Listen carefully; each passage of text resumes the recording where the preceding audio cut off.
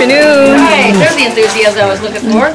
On behalf of the State California Park System, I want to welcome you to the Hearst San Simeon State Historical Monument.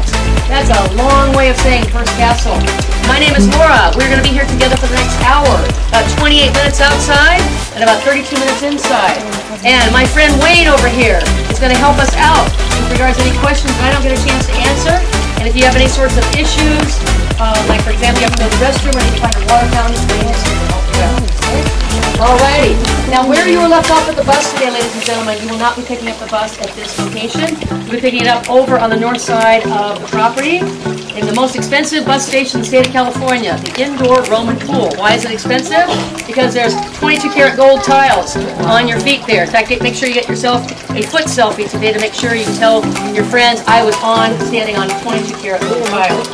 Now the buses are leaving about every 5 minutes tonight, and you have until 8 p.m. this evening to go ahead and wander the grounds after a 1 hour long tour.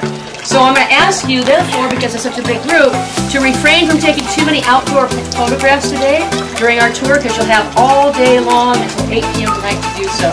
Any of you on another tour today, could you raise your hand? Okay, enough. I'm not going to worry about that. So that being said, again, I'm going to have you go ahead and take those pictures mostly after the tour. When you're indoors, of Mr. Hearst museum items, as well as capsules that I love so much. When we're indoors also, would you please stay on that free tour mat. If it looks like it's from Home Depot, you're on the right spot. We're going to make this a visual and auditory and olfactory experience. In other words, use your eyes, use your ears, use your nose, mechanical, please do not use your hands. All we can touch today, ladies and gentlemen, will be these nice cement railings or wrought iron railings as we're going up and downstairs. Now you were given a little bit of information about Mr. Hearst, but I'm going to go ahead and give you a little bit more here. Mr. William Randolph Hearst was a media mogul, ladies and gentlemen. He owned 95 businesses, most of which were in New York City. But he was a true California native. We'll talk a little bit more about him in a moment, but I want to let you know that he had 95 of those businesses in New York. 28 of them were newspapers. He was known as what's called a newspaper man. 14 of his businesses were radio stations. 13 of them were magazines, and he had 2 theaters in the city of New York. That's what helped subsidize this little Mediterranean village, as we like to call it, the Weston Hotel, the Enchanted Hotel. In 1919, Mr. Hearst would inherit $11 million and 82,000 acres here. 40,000 first bought by his father George, and another 42,000 bought later by his mother Phoebe. And he decided to write a letter to the family architect. His name was Miss Julia Morgan, the first female architect in the state of California. And he happened to write the following letter. He said, Miss Morgan, I wrote uncomfortable. I'm camping out here ever since I was a child. And at the age of 56, I need a little bit something more comfortable for my wife Millicent and my 5 sons. Could you go ahead and create a dream ranch with a view? Let's go take a look. Come on both sides. Okay.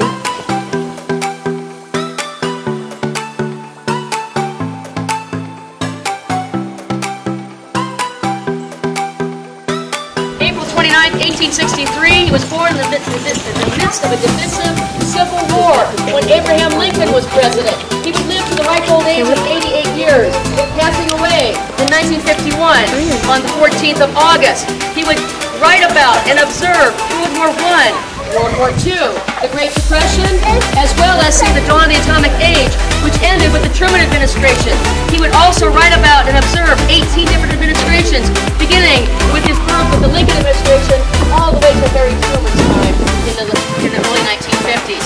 He was born to 2 very affluent parents, George Hearst and Phoebe Apperson of Franklin County, Missouri. Now George Hearst, he was born in 1820, and as a 30-year-old man, he was not making out a very good living, eking out a living as a part-time rancher and farmer, so he decided he wanted to come out west like many young men did in the late 1840s, early 1850s to strike it rich in gold.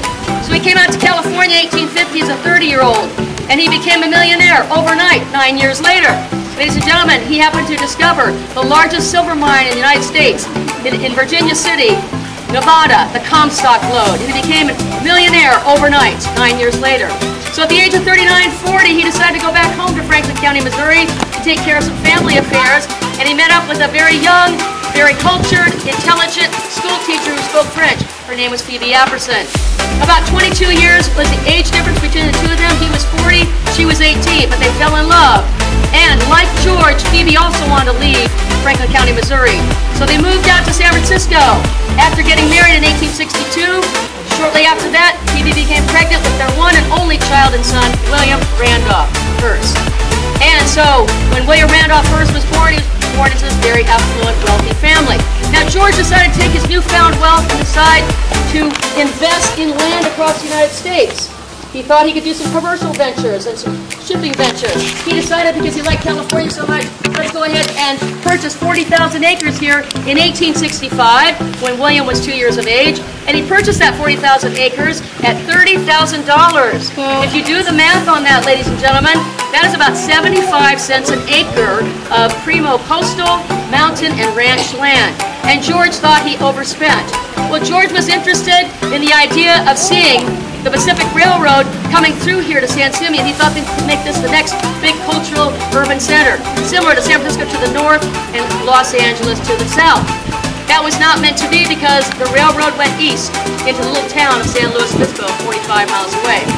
So instead of this becoming a rather large urban center, this became a very expensive campground for the small family. And beginning in the 1860s, little William Randolph would come up here with his parents, Phoebe and George, and they would camp out. William would cultivate a love of the outdoors. The live oak tree is one of his favorite horticultural objects. He would climb up and down those trees as a child. He learned how to hunt, quail hunt, horseback ride. He essentially just loved being outdoors. And that was a huge influence on why he decided, even as a child, teenager, to want to build up here someday. Phoebe, his mother, also had a huge influence on him. She took him on an 18-month tour as a 10-year-old in 1874 to cultivate a love of art and architecture of Mediterranean Europe, Italian, Spanish, Gothic, Renaissance, and Mediterranean art.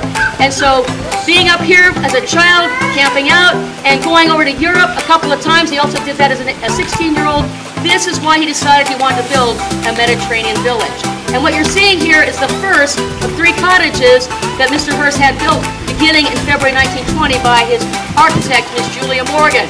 Ground was broken, steel reinforced concrete was poured in the foundation, and the first of the 3 cottages was built 1921. This is Casa del Sol, finished in 1924, and this happened to be named for its view because of the setting sun in the Pacific Ocean.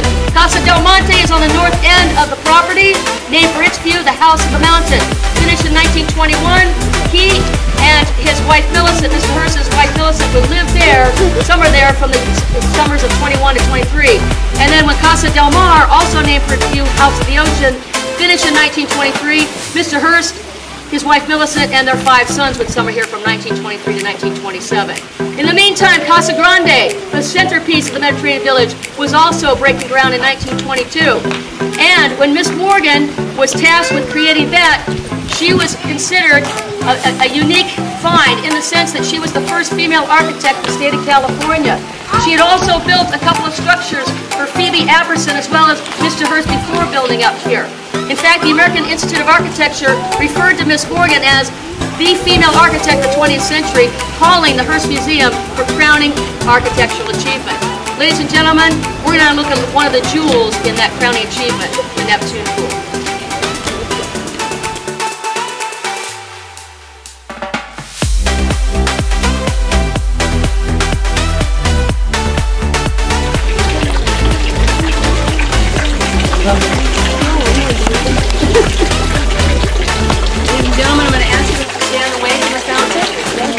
This, again, a visual, auditory, and olfactory experience. Anybody have any questions? We'll wait for our last yes, here. Yep. Okay, thank you so much, Wayne. Ladies and gentlemen, welcome to Sekhmet. Spelled S-E-K-H-M-E-T, Sekhmet. Please don't touch the fountain here. All right. Sekhmet is an Egyptian goddess. She's the fierce protector of the sun god Ra. And this 4-piece collection was collected between the years 1924 and 1930. Mr. Hearst wanted to collect artifacts from ancient Egypt, because King Tut's tomb had been unearthed in 1922. And in 1922, when that was unearthed, all art collectors wanted to have a little piece of ancient Egypt. So Mr. Hearst was not without his own art collection here. Sekhmet is made of diorite, a very hard granite stone. On a scale of 1 to 10, about a 7.7 to 7.8. The ribbon of feldspar that you see bisecting to the top part of Sekhmet there is naturally occurring. It does not at all compromise the integrity of the stone. She is half human and half lioness. And what Miss Morgan was tasked with is taking this 3,200 to 3,500-year-old in Europe, which were Catholic centers, happen to be Catholic cathedrals. So if you're looking at why there's so much religious icons and artifacts in here, it's precisely because he typically would purchase ceilings, choir stalls, and tapestries that he happened to find in churches. He himself would not travel to Europe. He had art brokers, and they would go to Europe and they would telephone him, telegraph him.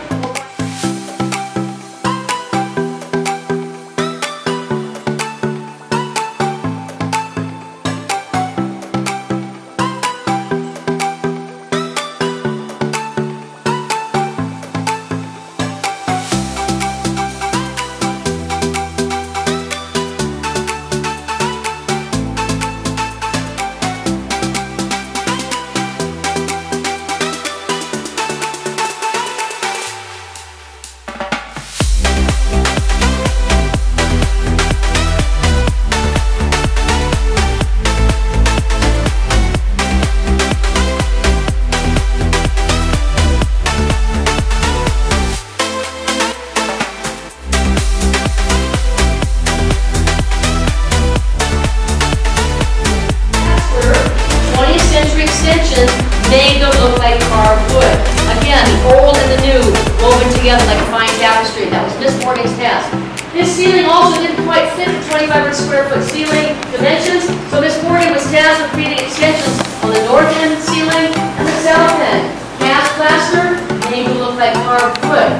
Now, on the limestone walls that you see behind me here, those limestone walls have behind them, of course, you guessed it, steel reinforced concrete to make this structure, just like all the structures here in the museum, earthquake and fire resistant. And on those limestone walls are some of her favorite art objects, tapestries, dating from the 15th and 17th century. All of them are Flemish, if you will.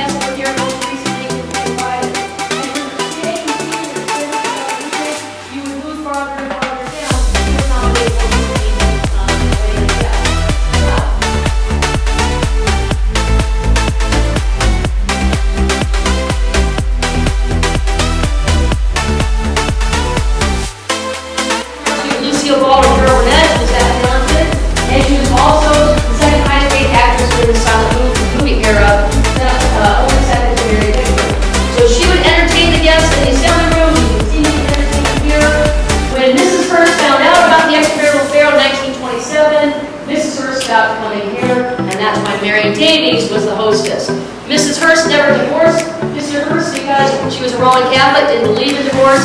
Mr. Hearst respected that, and he knew she would go into social and financial ruin if he divorced her because there were no divorce laws back 100 years ago. So Millicent Hearst raised the boys in New York, lived there. The boys would come out here in the summertime. Mary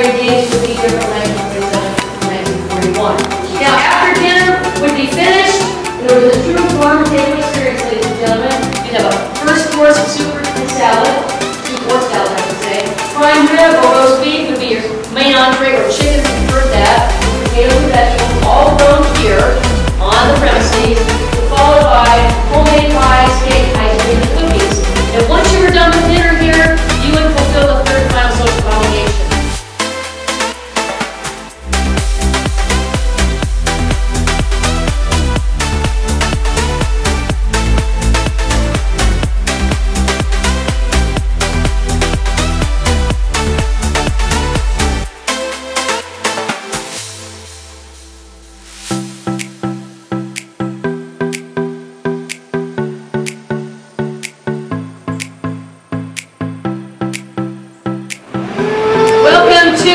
Where guests would have watched the movie after fulfilling their second obligation of the evening with Mr. Hearst's babies. This is known as the morning room, or the East room. You would have watched the movie in here. Now you're thinking to yourself, why is this called the morning room or the East room? Because the eastern sun comes brilliantly shining through that eastern-facing door in the daytime, especially at sunrise. And Mr. Hearst, even though it's hard to see,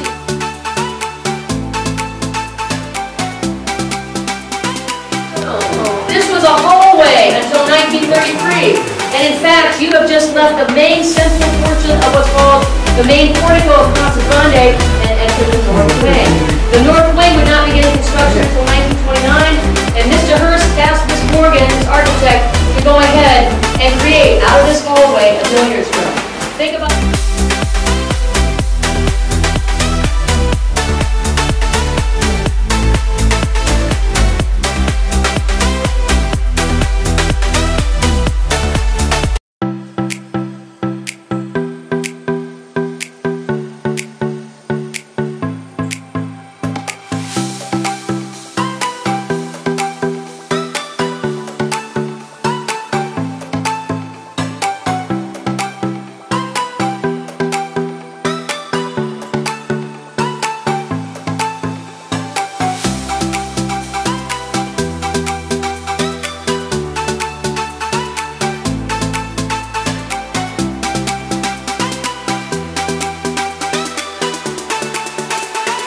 before we start the movie.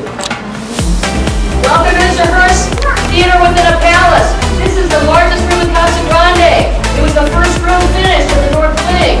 Mr. Hearst had always had the idea of having a theater. Since the beginning, 1920, when the cottage was going to amble herself back in somewhere with an air back in Casa Grande. And there's one smiling, comedic Mary Davies, the mistress of Mr. Hearst and the Heartbeat of the Hill,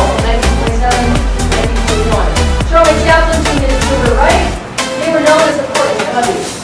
Mr. Hearst also liked to entertain non-actors such as Paul Block, a real estate agent, as well as Jimmy Walker.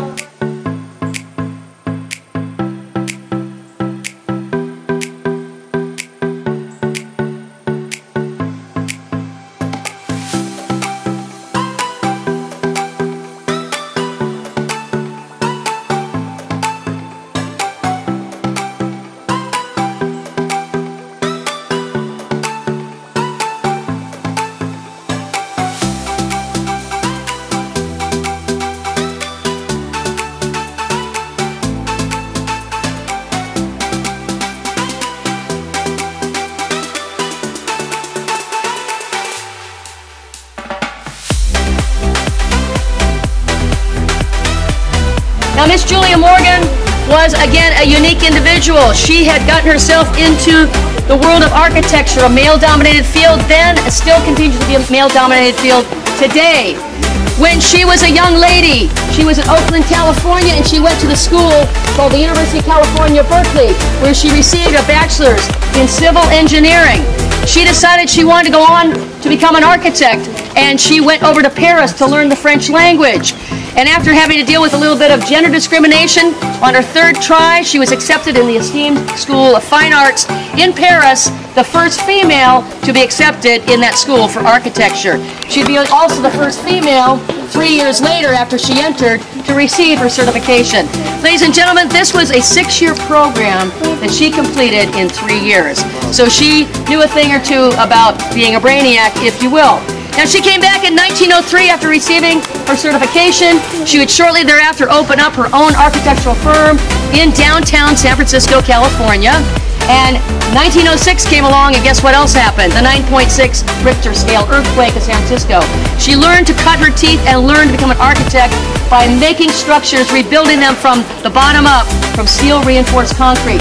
She did the same with all of her structures.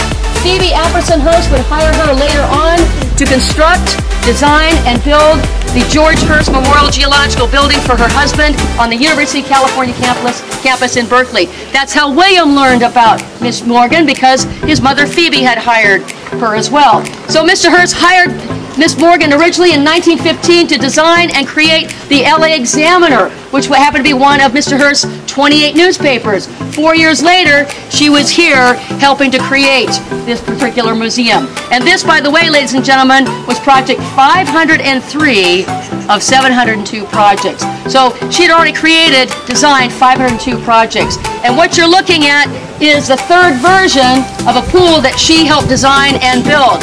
Mr. Hearst suffered from what she called changeableness of mind. And the first pool that was built began in 1924 after Casa del Sol was finished. It was going to be a small pool somewhere between 3.5 feet in width, 8.5 feet in length. By 1926, Mr. Hearst was dissatisfied with the size of that pool. There were Hollywood guests coming up here, like Johnny Weissmuller, gold medal swimmer, and later Tarzan star in the silent and talkie movies. And Gertrude Ederle, an English Channel swimmer, came here. Cary Grant, other actors like David Niven, comedian Bob Hope, they all came here. So Mr. Hearst said, we've got to make a bigger pool, Miss Morgan. So the second pool, started in 1926, finished in 28, is the middle ring there that you see in the middle of that pool there. There were more and more guests coming up, and he decided to change his mind a third time. And he said, Miss Morgan, let's make that pool even larger. Let's make it look like a temple facade from Rome. So the current iteration that you see, the third version, you see that these nice little columns here with the cement, steel reinforced cement stage, those are 20th century structures that Miss Morgan created to frame the pool that's 104 feet in length, or about 30 meters, if you will. In the deep end, which is on the east side,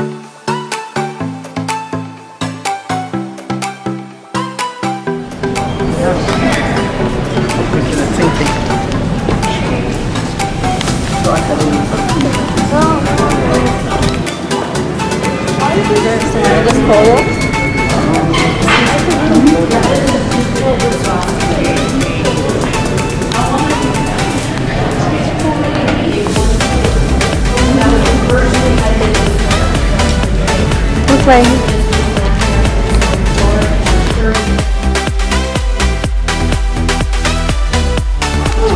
No, it's perfectly fine.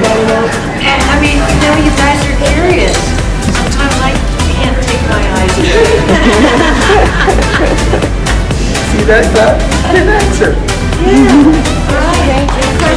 Thank you. It's 10 feet all from end to end, all the way across. Double size of you. Nice to dive. Or double size of you. Yeah, that was used as a diving platform up there, and I'll let you in on a little secret when guides like me, when they terminate their service for whatever reason, it's tradition that they get to jump off that platform. Oh. No, not yet. I would like to. You need to wear a gold speedo.